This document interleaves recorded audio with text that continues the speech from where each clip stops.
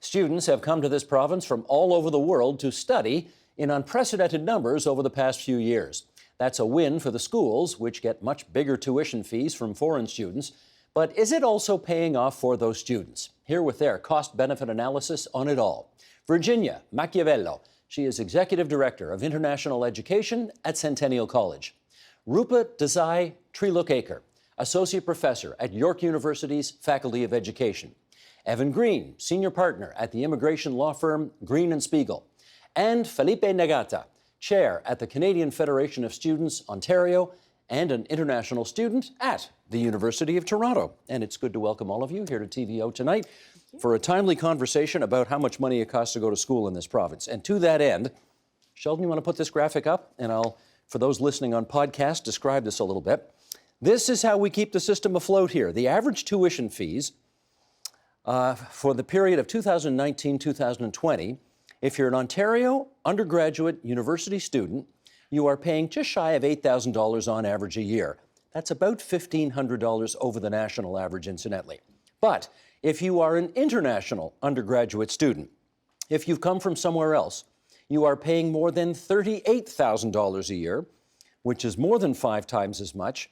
And the next closest province, which is British Columbia, is $11,000 less, followed by Quebec, which is $15,000 less. So you're paying a lot. Let's find out why. Felipe, where are you from originally? I'm originally from Brazil. From Brazil? Yes. And why did you not want to go to university in Brazil? Why did you want to come here? You know, I'm actually the first person in my family to come abroad and study abroad. And it's just the way education is set in my country is that if you go abroad and you study abroad, you have more opportunities. Apart from everything else that comes with being in Canada, there's a level of safety that you don't find in Brazil, and there's a level of security here that you don't find in Brazil. So for us, whenever we're in high school, used to have this notion that North America and Europe had the best universities in the world. And that's why you wanted to come here. And that's why I wanted to come. What year are you in? I am going to my 5th right now. You're going into 5th year? Yes. And what's your degree? Political science. Political science. Okay. Which college are you affiliated with? I am at the University of Toronto in the Mississauga campus. Mississauga campus, UTM as they like to call Yes, it. UTM. Okay. How much do you pay every year for tuition? It's been increasing every year, and this year I paid $45,000. 45,000 Canadian dollars? Yes. Did you pay that right up front, or did you have to borrow money, or how'd you handle that? So my parents have a line of credit back home, and that's how they paid for my last year, hopefully my last year of university. Yeah, it was all up front. Huh. You know. From what you have heard from other students like you who come from countries other than Canada, where does your tuition rank? I think it's one of the most expensive, not only in Ontario, but in Canada. U of T, it is one of the most expensive universities in the country. And international students suffer that through the very high cost of tuition that we have. One more question. Is it worth it?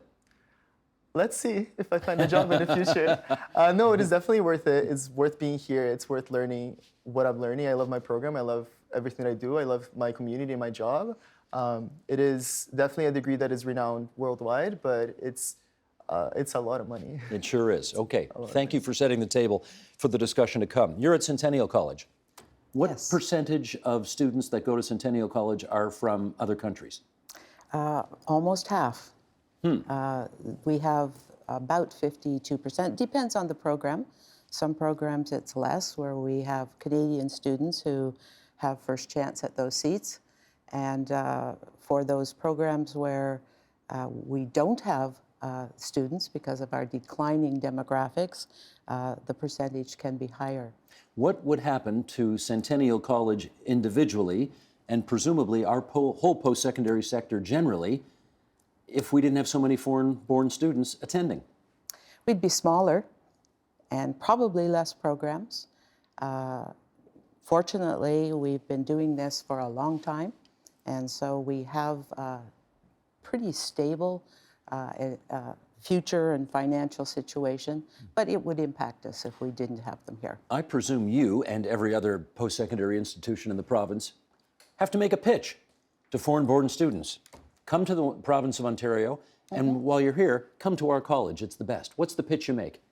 Well, we certainly are competitive. We believe that Canadian education is, and especially the college system, which is really an economic impact on a country and more focused on the job that they're going to get when they're finished, so more skill training than at the traditional university. And so we pitch that it's the best place to be, it's safe. Canadian education is among the highest in the world. In fact, we're in the top 4 ranking countries that host international students. And you're 15 minutes from the studio, right? You're right in the middle of the biggest city in the country. We are. Yes, you are. We Okay. are. Evan, I want to bring you into this because you've got kind of a different angle on this story, in as much as if a client comes to you and says, I want to be a permanent resident of Canada, what's the best way to get that done? What do you say? Well, it's interesting because we started out just discussing as being a student and the cost of being a student. But it's not as black and white as that. Because as a student at the University of Toronto or at Centennial College, the government allows you to work while you're studying. You're allowed to work up to 20 hours a week while school is in normal session. And then during regular school breaks, summer, Christmas, you can work full time.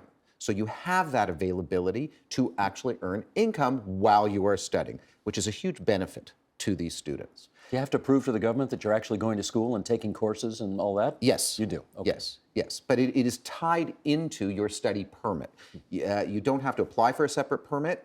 As long as you're at one of these approved colleges or universities, you can work, okay? So we have that going on. When you graduate from one of these programs in Canada, assuming it's an approved school, you get a work permit 1 year for each year of studies to a maximum of 3. To your point, will I get a job when I graduate? So it's key for you to do that. Then, if we're talking long-term scenario, the way the government has set up the express entry system, it changed about 3 years ago where bonus points are given for Canadian education. So with that bonus points and a year of work experience in Canada in a skilled occupation, assuming they speak English and French at a reasonable level, they're going to qualify for immigration and get permanent residence. So it's a great ticket to permanent residence. That was the bottom line I wanted to get to. This, in some respects, is the greatest pathway you can take to getting in. It's the golden ticket. And it's a wonderful thing to be selling internationally. And we do, and I guess what I'd like to add there is the fact that we need students. We have a skill shortage, and this is not just good for the students who go through this process, but Canada needs these students. And these students don't cost the taxpayers anything because they're paying their own way.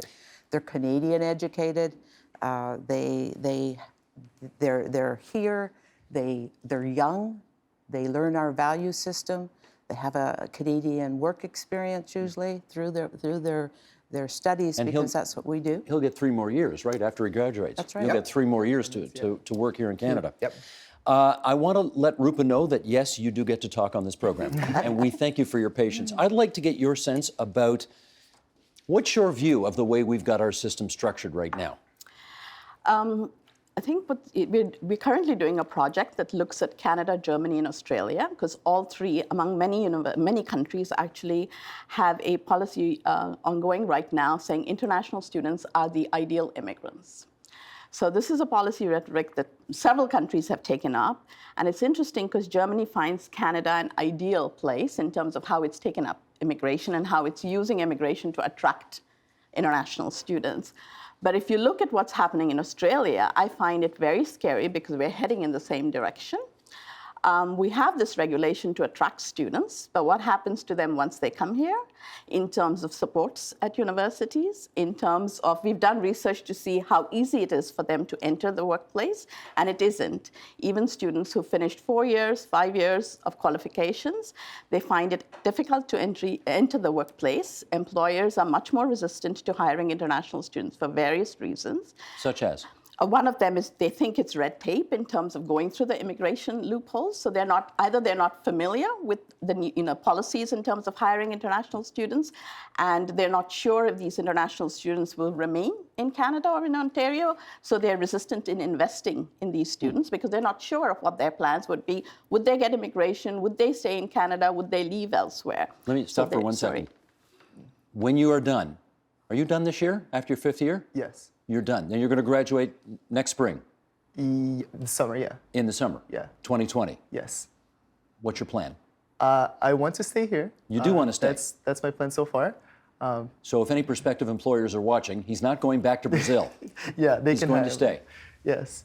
Yeah, no, definitely. I think it is a great opportunity to be here, and your university or college life, this is a huge portion of your life altogether, right? So making that transition into a different country or going back home, that can be so many difficult in so many different ways, right? So since you already have this opportunity to stay, a lot of students actually seek PR. A lot of students seek to give back to their communities here and to just literally stay in Canada because they build their connections, they build their network, they have contacts which they can rely on, and they know the system altogether, right? Again, it is challenging to stay here for so many different reasons. Well, let me get Rupa on that. You said that you're not sure that enough supports are in place for the students who come from other countries here. What kind of supports would they need that, say, Made in Ontario students don't need? Made in Ontario students, perhaps, for example, for international students, they don't really understand the system, the way it functions. Academic cultures are different. The expectations are different in classrooms, right? And I know at York there are certain programs where 30 to 40% of classrooms are filled with international students. Faculty are not necessarily prepared to teach people who have a completely different academic orientation. We don't, as a faculty member, I don't start my class explaining in detail how I'm going to conduct my class. I expect students to know how classes are run or at the whose university. English may not be as strong? English may not be strong. It's not just international students. You'll have a lot of new immigrants with the same issues. We have a lot of Canadian-born students who have challenges with the language as well, because in schools we're not taught as formally as I think, at least my British Indian system has taught me. But there are several parts, and there's so much research that shows that international students, their networks are international students. They don't have many friends with Canadians. They don't have networks in Canada, and that's the one roadblock in terms of getting a job as well when they move out of the university sector. Let me follow up on the English question, because we did hear from some instructors at Niagara College who noticed a large number of students coming from, I think the example in their case was India, were not able to read, write, or converse in English adequately, despite the fact that they passed their language tests. How does that happen? Not sure how it happened at Niagara, but both universities and college here, we all use the standard international test to meet admission requirements. And at Centennial and many of the institutions, we test them when they get here. So the first thing that happens is they get a placement test. And so we would know before they start if they need extra English. I'm going to ask you a real blunt question here. Okay? Do you fudge this sometimes and bring in some students whose English isn't good enough, but look, they're going to pay 5 times as much as anybody else, and therefore we'll take them anyway? Absolutely not. The faculty would kill me. Felipe, what's your experience on this? I think language itself, you need to take a lot of factors into consideration, right? Like they might excel at an English test, which is standardized, and they might be able to excel at that moment, but social skills, communication skills, you need to talk about students' mental health, you need to talk about course load. Are they able to read a test for 5 hours, but can they keep up with readings for so long, right? I sometimes have 7, 8 readings assigned, and each of these readings are 30 pages long, right? How about any of your peers, your student peers? It's also challenging. Any of them have to drop out as a result of inadequate language skills? Yeah, I've had peers who had to drop out for many different reasons again, not only for language. It is challenging to be in a different space and a different culture altogether, and certain terms that you used to when you learn English in South Africa, for example, where I learned my English, they're different from Canada. Some terminology that we use, like going back to the academic portion, I never learned the credit system, right? When you go into university, we don't have a credit system in South Africa, and then here you have to take credits and classes, and it's just a lot different altogether, and it's a lot of information for you to know in a quick transition month. Well, let's show, for those of you here in the studio, look up at the monitors here. Sheldon, I'm in the middle of page 3, and if you could, perfect. That's the graphic I need, and this just shows who's going to college in the province of Ontario over the last 5 or 6 years or so. We've got from 2012-13 to 2018-19, and here's the domestic versus international enrollment. And I'll just describe this a bit for people on podcast. We've got a kind of 2 lines across a graph. The top line are domestic students, and that line's pretty flat. In fact, it's actually dipping a bit near the end. So the numbers of domestic students in our Ontario colleges has flatlined for the last 5 or 6 years, and in fact is dipping a bit. But then look to the bottom there, and the blue line is, I mean, it's not quite a hockey stick, but it's definitely going up. Simple I want to find explanation. it. Well, Evan, you're anticipating my next question. Explain, please. Simple explanation. Look south of the border. The Trump bump? 100%. Really? 100%? 100%. Listen, your parents are looking at sending your brother or sister internationally, and they look to the United States, and they look at what's going on in the United States. And there is no clear pathway for those students to become permanent residents, whether they're even going to get their visas in the first place. They don't even know that. If they do get the visa, are they going to be able to come back? And if they come back home, are the visas going to get canceled? There's so much insecurity south of the border that, I mean, north of the border, we're the greatest option out there because of what we offer and what we give to these students. They're perfect immigrants, as you've already said. Great educational system. They're able to work. They're ideal. And Canada versus the US, it's like apples and oranges. We're offering benefits. We're offering future. There is none of that in the United States. I guess UK would be another example. So a lot of, for example, I'm familiar with India, and Indian students would have normally gone to the UK as well. But with the shifts that are occurring there politically as well, with Brexit, with their removal of their post-work permit for international students, that's made Canada very attractive as well. Can I ask the 2 university representatives then among our grouping here today? You are both hoping for more chaos in the UK, and you are hoping Trump gets reelected so that people will still want to come to Canada in such big numbers. You stole my joke that you see me at a Trump rally yelling 4 more years. That's why. Well, best thing for business ever. I do want to ask Felipe this. You went to U of T. Yes. Did you apply to any American universities? I applied for 3 American universities, 5 universities in the UK, and 1 in the Netherlands. U of T was, in terms of cost and reputation internationally, was the best option. Did you get accepted at any of those other places? I did. And yet you chose U of T over them. Yes. Was the issue with political instability part of your calculation? It wasn't really. Mainly was cost. American institutions are very, very costly, even more than Canada. I mean, we're getting up there, but it was very costly. And Europe itself, it was an issue with the bureaucratic systems of like getting a visa and everything like that we need to go through.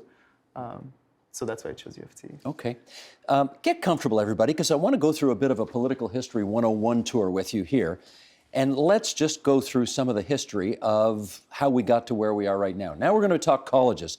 The college system in Ontario has been one of the truly great success stories. I think Centennial was the first one ever established back in 1966, something like that. I think there were 400 students then. How many today? 27,000 Full-time? full-time. How about part-time as well? Part-time, probably another 20. Right. And it's the same at George Brown and Seneca and Humber. And it's been an astonishing success story. It was the Education Minister, Bill Davis, after whom this studio is named, who brought in the college system back in the middle 1960s. They created 20 colleges in 18 different parts of the province. They would focus on, mining in the northern colleges, obviously, maybe auto industry in the south, et cetera. It was so successful that the Shah of Iran asked Mr. Davis if he could send over a couple of his college and university ministers, which he did, to help them establish a college system over there. But then things began to shift. And to that end, I want to read this quote here. This is written by Ira Basin. It's on our website. Go have a look at the whole article. It's just terrific. On our website, tvo.org. In 1996, the Mike Harris government deregulated international tuition and let schools keep all the money that those tuition, generated. Suddenly, colleges had a new and potentially very lucrative source of revenue. They would need it When Ontario's system was born, government grants provided the majority of operating revenue. Tuition accounted for 10 to 15%. But that balance began to shift in the late 1990s, and it is still shifting. Rupa, to you here on this one. Ontario universities used to get 80% of their funding from the provincial government. Now it's closer to 40%. Guys like him are filling in the gap. They're filling in the difference. I want to know what kind of impact that has had on the post-secondary system. I think it's a large impact. One of the things, I cannot believe that our government is not ashamed that U of T, the premier research institute in Canada, relies more on international students than government funding for its survival. I've just come back from Germany. Several countries, governments are investing more, not less in higher education. So it's shameful for us as a very well-developed, we are proud of our educational system. Why is that shameful? If foreigners are prepared to pay a lot of money to come here and give our taxpayers a break. That's not what education is supposed to be. It's not about privatization of public educational systems. We should have pride in our system and support it. That's what we're paying taxes for. All other countries are doing that. They're investing more in higher education, not less. I remember McGuinty was one of the only premiers I remember since I've been in Canada who actually started a whole scholarship program to attract the best and the brightest graduate students, paying them to come and study in Canada. I'm not suggesting that's the only way to go, but you need a balance of the system. If you have a system where you're becoming, where higher education is becoming a place where we're just going to go to people who can pay, you are going to see what the articles in Toronto Star covered. You're going to see people coming, colleges or universities or private institutions making deals where volume counts, not quality. And we are going to shift the system this way. Let me get Evan on this. Do you think there's an inherent problem with our post-secondary system, clearly now relying on an influx of foreign students for revenue so that Made in Ontario students don't have to pay as much? Well, is that a bad thing? That's I don't think that's a bad thing. I got 4 kids going through the university system, so I don't think that's a bad thing. We're paying taxes. If my taxes are going to be lower because a foreign student's going to come in willing to pay, and we're giving them the golden ticket at the end, assuming they meet the qualification, I don't see that as a bad thing at all. I'm going to have to disagree with that statement a little bit, just because, if you research, in 2016, I think the Ministry of Training Colleges and Universities actually released a document saying that first, international students contribute $8 billion to the Ontario economy altogether, right? Yep. And 2 billion of those $8 billion is going to post-secondary institutions alone, which means 6 of those $6 billion of those they're just going straight to the economy through other things, like we pay rent, we pay taxes. I pay my income tax, I pay rents altogether. And it's just to put something to perspective as well, is the post-secondary education system is the only system that relies on foreign money to operate. Like, you don't go into the bus and the driver doesn't check your passport and say, hey, you're not from here. So the fare is usually $250, but now we're going to pay $750 because you're not a Canadian citizen. But I think that's an issue. unfair comparison. Can I also bring up, no, but the logic you're using goes down. We haven't looked at this, but K-12 systems, this is what's happening there. Their classrooms are getting filled with paying international students. So a fully free public system is changing to a completely private education system. You have classrooms in the K-12 system in Ontario and elsewhere, all across Canada, because they aren't able to fill seats. They need the revenue. They've been increasingly. So you're having a parallel private system established in a completely free and public system. And I cannot imagine we can say that won't change the system long term. But the question becomes, okay, I understand where you're coming from. I appreciate that. But what's the answer then? If we as a society, things are getting more and more expensive, I think education has to do this is a whole different topic, but I look at the first year at university when you take your introduction to psychology and there's 600 students in the classroom, and I'm wondering, you have no relationship with the professor. Okay? So I'm wondering, why in the province of Ontario do we probably have 40 professors teaching the exact same course in different institutions when I have no relationship with this professor to begin with? So I'm looking at it going, well, why don't you have one professor, the best professor in Ontario, teach it, put it up on a screen? But that's a cost-benefit analysis, which is way beyond this discussion. Virginia, you take last word on this element of the discussion. Yeah, I think the balance here is somewhere in between. Yes, certainly I think the government has a responsibility for the education in our province. But I do look at the students, the international students, as future Canadians. And having international students in the classroom and being trained, and I think it's really quite brilliant. And both the Conservative government and the Liberal government have sponsored this strategy. I think that it's benefit to the international students who come here, who want to be in Canada and be part of our system, and they will begin to contribute and have children and maybe find their spouse here. Forgive me for jumping in, we got 5 minutes left here, and I still want to tackle a couple of things while we still have a little bit of time here. I want to talk bait and switch.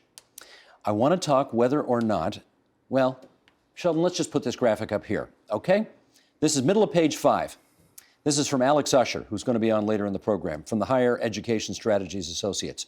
A number of non-Greater Toronto Area colleges have opened up, quote, partnership agreements with private vocational colleges in the GTA. Under these agreements, international students pay these non-GTA colleges, who then assign the students, most of whom are believed to want to study in the GTA rather than, say, Timmins, to the private colleges, who receive a fee per student for teaching them a curriculum designed by the public college. Needless to say, the private college's fee is lower than the tuition fee paid, and the public college pockets the difference. What do we think of this, Virginia? Well, I think that it's important that if they're going to do this, that they do it right.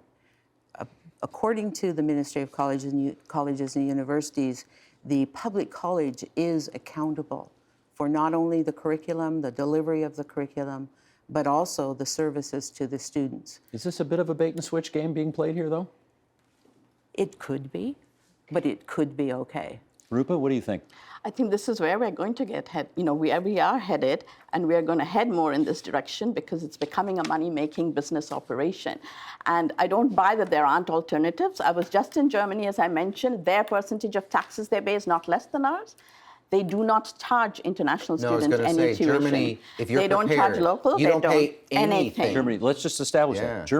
Germany pays nothing, right? If you're an international student prepared to study in German... No, they teach in English now. You can get a full degree in English in Germany without paying a cent. And it goes the point to the I'm trying to make it, there are alternatives. Our government has decided not to seek alternatives, but this is the way we're going to head. If we look at the Australian case, it's a clear example of where we're headed. If there's going to be a lot of corruption and a lot of people taking advantage of the system if we don't put certain things in place, which is what Australia is doing now. It's curbing its immigration regulations. So we have an example of where we're headed, and it's not going to be very good if we continue this direction. How about this? How well are international students faring in the labor market compared to their Canadian contemporaries? There's lots of reports from Statistics Canada that show they have a harder time getting jobs. Their incomes are much less, about 50% less than Canadians with the same degrees. There isn't as much research done to actually differentiate between specializations. For example, in computer science, you might not find that wide a differential, but you would find it for students coming in from arts and humanities subjects. So the point is they aren't faring that well, and international students as ideal immigrants seems a policy rhetoric that isn't playing very well on the ground. Evan, I don't know if you can, I don't know if you follow up with clients after, you've done services with them. I agree with you. You think that's true? I think it's an issue because they're looked at, they're clearly more vulnerable when they're on the study permit because they have the deadline and they have to get their permanent residence by a certain time, or the study permit or the work permit may not be able to be renewed. There's clearly pressure there, but it's not as black and white. I mean, you have the same issues for a Canadian graduating from a political science degree finding a job. As you do, but they have their networks. They have understood, and employers are more hesitant to hiring international students. We've seen this research showing this issue you have in the market. One of the things that I've heard talk about that the government is actually looking at, which would solve this issue, is upon graduation they get permanent residence immediately. So right now, you'd like to see that happen. It's a unique thing to think about because if we look at these students as the ideal immigrant, so we have a 23-year-old graduate of York University, take you, Okay?